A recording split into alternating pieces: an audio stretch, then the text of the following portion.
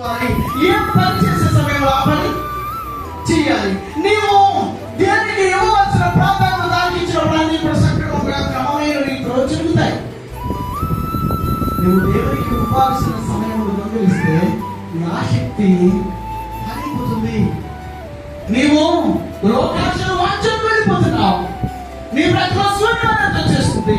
చివరికి అది నీవు నీ చేతుల స్థాపితం కూలిపోయే పరిస్థితి వస్తుంది. ఆలోచించి నీవు రుచి చూసావు దేవుని యొక్క స్థితిని, దేవుని యొక్క కార్యాలను.